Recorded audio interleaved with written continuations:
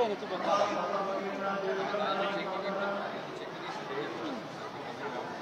करण्यासाठी त्यांचा सन्मान करण्यासाठी या ठिकाणी उपस्थित असलेले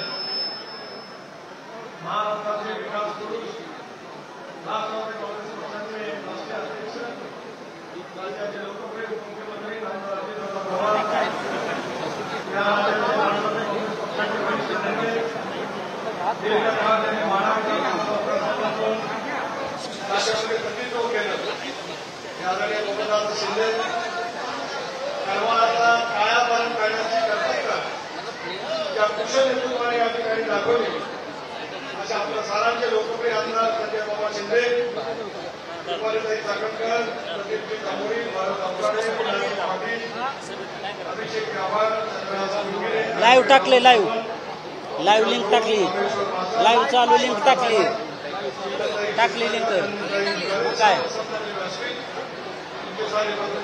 मामांचं भाषण लाईव्ह होतं सगळं.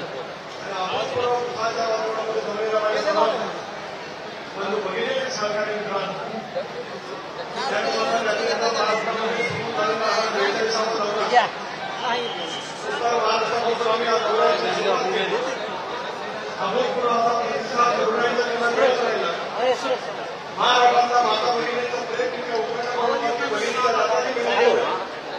अतिशय प्रचंड प्रमाणावर स्वागत अजितदादांचं तमाम महाराष्ट्राच्या माता भगिनीचे नाशिक जिल्हा असेल, अहमदनगर जिल्हा असेल, धुळे, नंदुरबार, जळगाव, पुणे जिल्हा, मुंबई शहर ठेवतो डायरेक्ट लातूर,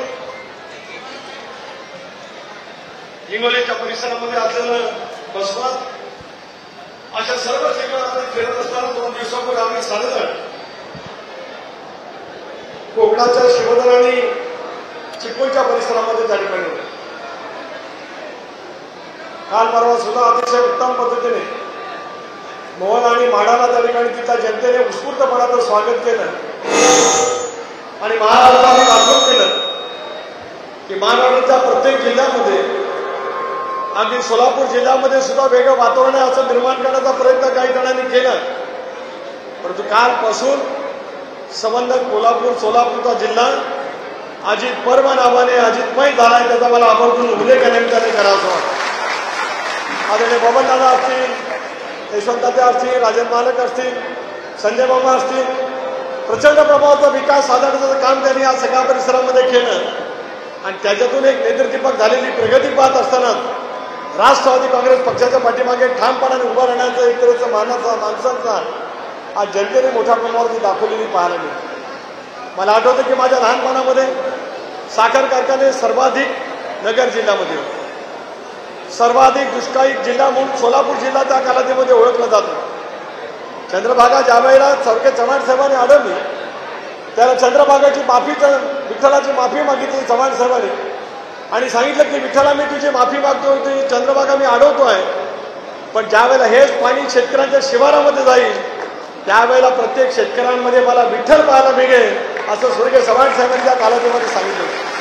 त्याच्यानंतरच्या कालावधीमध्ये सुद्धा हा सगळा भाग कायम दुष्काळी राहिला आणि आज मला अभिमानपूर्वक या ठिकाणी सांगायचं आहे, ठामपणाने सांगायचं आहे की अजितदादांच्याकडे जलसंपदा विभागाचं नेतृत्व आल्याच्या नंतर आज या संबंध सोलापूरच्या अतिशय दुष्काळी भागात अवर्षण प्रवर्षण तालुक्यामध्ये इतक्या मोठ्या प्रमाणाची पाण्याची सुविधा त्या ठिकाणी झाली गेली की आज महाराष्ट्रामध्ये सर्वाधिक साखर कारखाने कुठे आहेत तर ते माझ्या सोलापूर जिल्ह्यात आहेत. अशी सोलापूरची नवीन ओळख महाराष्ट्रामध्ये निर्माण झालेली पाहायला मिळू शकते. डाळिंबासारखं उत्पादन करणारा शेतकरी, जगाच्या पाठीवरचा वेगवेगळ्या राष्ट्रांच्या मध्ये निर्यात करणारा शेतकरी या सगळ्या परिसरामध्ये निर्माण झाला. त्याचं सारं श्रेय अजितदादांना त्या ठिकाणी जातं आणि म्हणून बबनदादा माडाच्या परिसरामध्ये सुद्धा तुम्ही प्रचंड प्रमाणाचा विकास झाला, मोहनच्या परिसरामध्ये झालं आणि आज करमाळच्या परिसरामध्ये आल्याच्या नंतरच्या कामाची सुरुवात संजय मामा तुम्ही त्या ठिकाणी केली. ह्या अंतर्गत काही कामं केली, प्रशासकीय इमारत त्या ठिकाणी पाहिली, करमाळ सरकार नगरपालिकेच्या ठिकाणी मोठ्या प्रमाणाचा निधी आणण्यामध्ये तुम्ही यश त्या ठिकाणी मिळवलं आणि एक कर्तव्यकार माणूस, समाजाभिमुख माणूस, लोकांची सेवा करण्यासाठी अविरतपणे झटणारा माणूस संजय मामाच्या रूपाने तुम्ही विधिमंडळामध्ये पाठवलात. अजितदादांची साथ त्यांनी केली आणि आता हा सगळा परिसर बदललेला तुम्हाला मला त्या निमित्ताने पाहायला मिळतो. आज प्रचंड प्रभावात जे माझी महिला भगिनी या ठिकाणी आलेल्या आहेत, माय माऊली आल्यात. मी आलो आज फिरत असतानाच अतिशय उत्स्फूर्तपणाने स्वागत होत होतं. दादांतर आधी प्रचंड उत्साहामध्ये स्वागत झालं. सगळ्यांच्या चेहऱ्यावर दादाने दिलेला एक तऱ्हेचा वेगळा एक मानसिक आधार या चेहऱ्यावरच्या आनंदाच्या रूपाने आम्हाला सर्वांना त्या ठिकाणी पाहायला मिळतो. प्रत्येक लाईनीमध्ये मी सहज करता विचारत आलो की लाडकी बहीण पोचली की नाही. सर्वांनी सांगितलं की लाडका दादा आमच्या घरामध्ये पोचलेला आहे. ही भावना तुमच्या मनामध्ये निर्माण होणं हे अजितदादाचं आजोड कर्तृत्व या संबंध 21व्या शतकामध्ये आपल्याला त्या ठिकाणी पाहायला मिळू शकतं. बदलत आहे. लोकसभेच्या वेळेला निर्माण झालेलं वातावरण कमालीचं नक्कीच त्या ठिकाणी बदललं जात आहे. आणि म्हणून मला विश्वास आहे काही लोकसभेच्या निवडणुकीमध्ये माढ्यामध्ये झाला कमी आपण पडलो असू, करमाळ्यामध्ये कमी पडला असू, तसं 19 सालामध्ये सुद्धा संजय मामा तुम्ही उमेदवारी केली होती त्यावेळेला सुद्धा कमी पडलो. पण जनतेला माहिती आहे या जिल्ह्यातला माढा असेल, मोहोळ असेल, करमाळा असेल या सगळ्या परिसरामध्ये गेल्या 5 वर्षामध्ये दादांच्या नेतृत्वाखाली केलेलं काम अजोड पद्धतीचं असल्यामुळे ही सारी जनता, मी सुद्धा माहिती घेण्याचा संजय मामा प्रयत्न केला की करमाळ्यामध्ये आशाबाईचा उत्साह कधी पाहायला मिळाला का, तर करमाळ्याच्या इतिहासात असा उत्साह पहिल्यांदा अनुभवायला मिळतोय की माझ्यासारख्या विश्वासून अत्यंत अभिमानाची त्या ठिकाणी काम करत राहा. ताकद पक्षाची पाठीमागे उभी राहील. अजितदादांचा ताकद त्या ठिकाणी उभी राहील. नवीन अजित पर्व जे काय महाराष्ट्राच्या राजकारणामध्ये सुरू झालेला आहे त्या सर्वंकष पद्धतीचा उपयोग तुम्हाला पुढच्या कालावधीमध्ये या साऱ्या परिसराची विकासाची कामं करण्याच्या दृष्टीतून निश्चितपणे त्या ठिकाणी उपयुक्त ठरेल. अजूनही पाणी आडावं लागेल, अजूनही काही प्रश्न सोडवावे लागतील. काम कधी संपत नसतं. ती अवैधपणाने चालत राहणारी एक प्रक्रिया आहे. ज्या प्रक्रियेच्या पाठीमागे आपल्याला ठामपणाने उभं राहण्याची आवश्यकता खूप मोठ्या प्रमाणावर. लोकसभेच्या वेळेला एक खोटा अपप्रचार जनतेमध्ये केला गेला की संविधान बदललं जाईल, संविधान बदललं जाईल म्हणून आंबेडकरी चळवळीतल्या प्रत्येकाला असं वाटलं की आपलं संविधान जाईल. आदिवासी बांधवांना सुद्धा वाटलं की आपलं संविधान जाईल. अल्पसंख्याक समाजाच्या मनामध्ये एक तऱ्हेची असुरक्षेची भावना निर्माण झाली होती.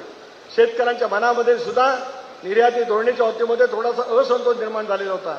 परंतु सत्तेमधला आमचा सहभाग, स्वर्गीय चव्हाण साहेबांनी सांगितल्याप्रमाणे बहुजनांचं हित तुम्हाला साधायचं असेल तर सत्तेमध्ये असलं पाहिजे.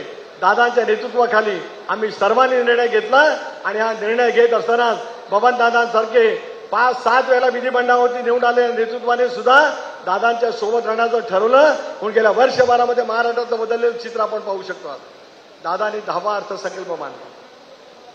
लाडकी बहीण या नावाने महाराष्ट्राच्या इतिहासात पहिल्या प्रथमच अशी क्रांतिकारी योजना त्या ठिकाणी केली जाते आहे. थेटपणाने माझ्या महिला भगिनींच्या हातामध्ये त्यांच्या खात्यामध्ये पैसे त्या ठिकाणी जमा होत आहेत. म्हणजे कोणी नाही. सरकारने आदिती तटकरच्या खात्याचे मंत्री आहे डायरेक्ट डीबीटी केली आणि माझ्या महिला भगिनींच्या खात्यामध्ये 3,000 रुपये त्या ठिकाणी जमा झाले. काहींच्या राहिले असतील तर आता 29 तारखेला पाठीमागचे आणि या महिन्याचे सुद्धा जमा त्या ठिकाणी होतील. आपल्याला मनाची चिंता असं काय कारण आहे. अशा अनेक योजना घेऊन ज्याला जनतेपुढे जातो त्याला मनातलं वातावरण बदललं गेलेलं आहे. लोकसभेच्या निवडणुकीचं वातावरण राहिलेलं नाही. आता जनतेच्या मनामध्ये निश्चित वाटत आहे ज्या पद्धतीने दादाने हिमतीने हा अर्थसंकल्प मांडत असतानाच माय माऊलींच्यासाठी इतक्या मोठ्या प्रमाणात योजना केला ते सरकार परत सत्तेवरती आलंच पाहिजे. ही महाराष्ट्रातल्या जनतेची त्याच्यावरची भावना आहे. उत्तर महाराष्ट्र असेल, पश्चिम महाराष्ट्रात असेल, मराठवाडा असेल, विदर्भ असेल, माझा कोकण असेल, मुंबई शहर असेल, इतक्या झपाट्याने बदललेलं वातावरण तुम्हाला आणि मला पाहायला मिळू शकतं आहे. सांगा या ठिकाणी जमलेल्या माय माऊलींनी किंवा तरुणांनी की 4 महिन्यापूर्वी झालेल्या लोकसभेच्या निवडणुकीला असं वातावरण होतं का? बिलकुल नव्हतं. पण आता हे वातावरण एक सक्षम नेतृत्वाने केलेल्या बदलाच्यामुळे पुन्हा एकदा महाराष्ट्रामध्ये जे काही बदललं जात आहे त्याची पाठराखण करण्याचं काम आम्हा सर्व भगिनींच्या मार्फत, तरुणांच्या मार्फत, शेतकऱ्यांच्या मार्फत सुद्धा निश्चितपणे त्या ठिकाणी होईल. आता सोलापूर जिल्हा आता कृषीप्रधान जिल्हा झालेला. बहिणींना दिलं, आता शेतकऱ्यांना काय दिलं? वीज पंपाची जी काय तुमची थकबाकी होती ती माफ केली आणि पुढील 5 वर्ष मोफत वीज देण्याचा क्रांतिकारी निर्णय शेतकऱ्यांच्यासाठी अजितदादांनी सुद्धा त्या ठिकाणी घेतला. हे सुद्धा अतिशय महत्वाचं आहे. मला बाबांना आठवतं की माझ्याकडे ऊर्जा खातं होतं. मी एका दिवसामध्ये जवळपास 5 नवीन आपण स्टेशन त्या ठिकाणी उभे केले होते. त्याच पद्धतीने आज आपल्याला काम करण्याची आवश्यकता आहे. याच्या पाठीमागची सगळी ताकद आपण सर्वांनी पुढच्या कालावधीमध्ये उभी करावी एवढंच या प्रसंगी या ठिकाणी सांगतो. संजय मामा तुमच्या कामाचं कौतुक करत असतानाच मी सुद्धा 5 वेळा विधानमंडळावरती निवडून आलोय. 2 वेळेला लोकसभेमध्ये निवडून आलोय, पण शेती आणि शेतीचे प्रश्न, महिला आणि महिलांच्यासाठी सुरू केलेली योजना, तरुणांच्यासाठी करायचं काम आणि ज्या भागामध्ये शासकीय जे काही उभं राहिलेलं नव्हतं ते उभं करण्याची कल्पकता संजय मामा तुम्ही या ठिकाणी दाखवली. पण तुमचं मनस्वी शब्दामध्ये या ठिकाणी अभिनंदन करतो. अभूतपूर्व संख्येने या ऐतिहासिक जनसन्मान यात्रेला आपण सर्व कर्मावासियांनी जो काय प्रचंड अभूतपूर्व असा पाठिंबा दिला त्याबद्दल आपल्या सर्वांच्या अंतःकरणापासून आभार मानून माझे लांबलेले 2 शब्द थांबवतो. जय हिंद, जय महाराष्ट्र.